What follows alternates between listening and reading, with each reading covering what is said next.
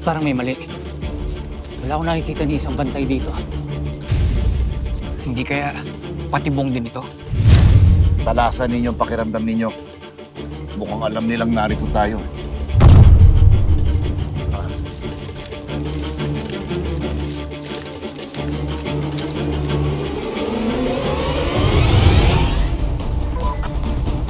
Boss, andyan na sila.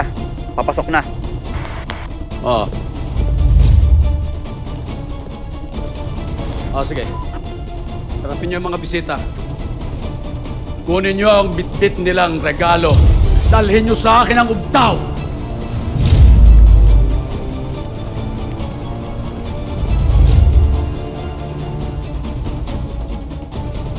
Alam na ni Julio na papunta dito si Nando, Ma'am Karina. At dala-dala pa nila ang ubtaw.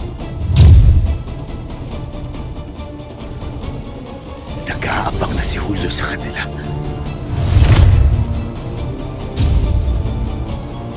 Kinakailangan ko silang pigilan. Huwag mong hayaang mapunta sa kanila ang ugta. Napakalaking pagkakamali na habang buhay mong pagsisisihan kapag napunta ito sa kami ng masasama.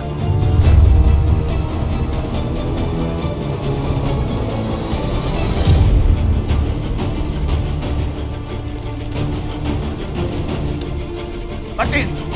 Jimeno! Hanapin niyo si Lolo. Sige na.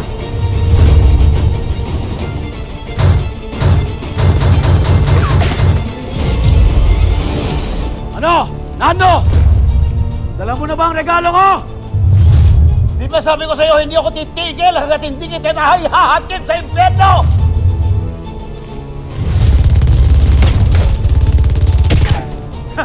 Hindi mo pala ako kilala. Kaalyado ko si Satanas. Kaya alam ko ang daan papunta sa impyerno. Pabalik-balik ako doon. Kaya ikaw ang dadalhin ko sa impyerno, tanga!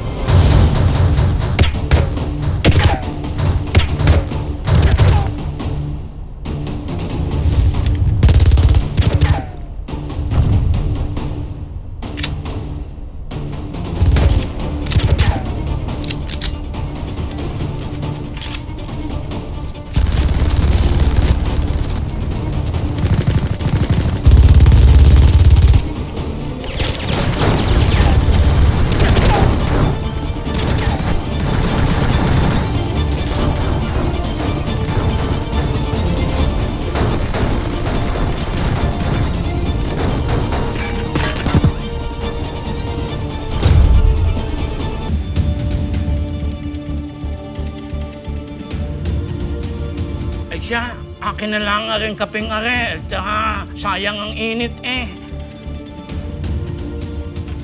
Ay! Nakakaw!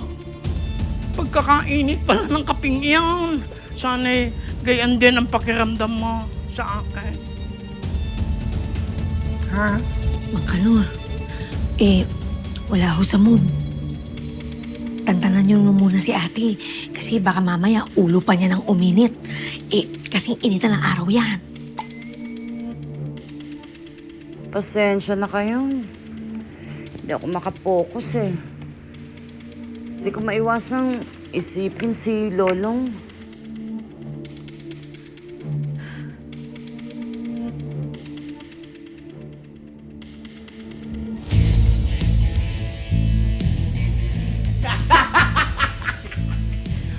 Outfit? Check! Shades? Check! Lolo! X! Uy! Teka, di po ako tapos eh. Sandali lang ha. Ano ba kayo? Ano to? Kung wala kayong magawa, maghanap kayo ng gagawin. Nandyan ang dustpan, ang walis. Maglinis kayo dito kesa yung maaasar pa kayo dyan. Hindi, Ate Jezebel. Kasi ganito. Nung papunta kami dito, napadaan kami doon sa presinto. At papunta na doon yung mga pulis ngayon. Oo. Makikita na si Lolong? Diba? Ako, sana ligtas siya. Ate, okay ka lang ba?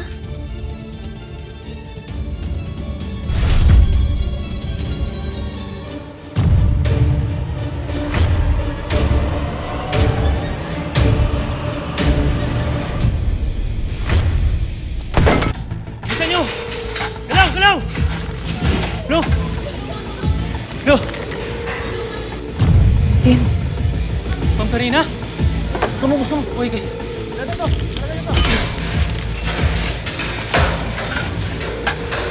Maraming salamat. Paano? Long, Tol! Tol! Tulungan niyo.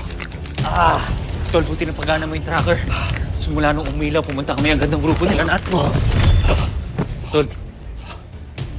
Salamat, Tol. Long, ang ubtaw. Long, ang ubtaw.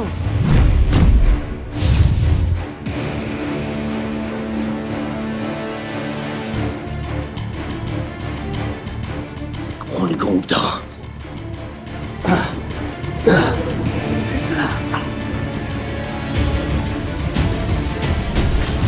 Saan ka pupunta? Makikipagbatayan kay kamatayan. Sa dambuhalang laban,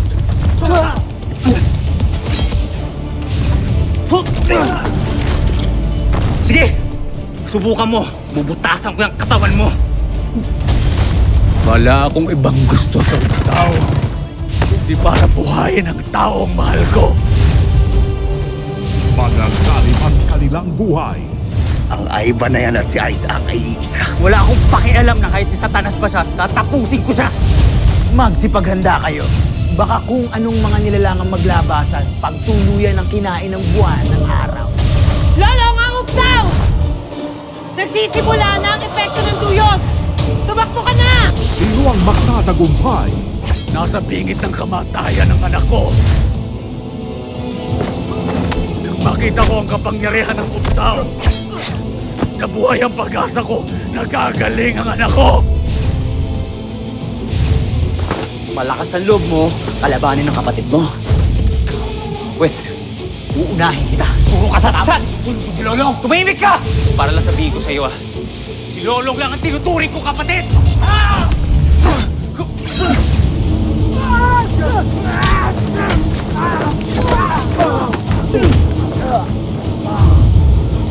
At sino rin ang mamamatay?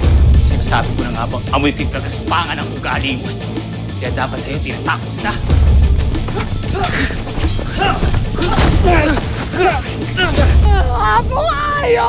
Kapag hindi na isauli ang ubtaw, lahat ng pinagaling ng ubtaw mamamatay.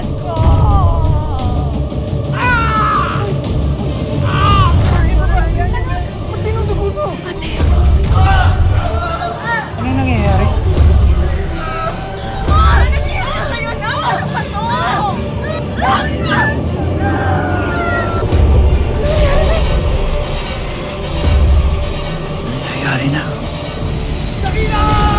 Lolo, bayani ng bayan.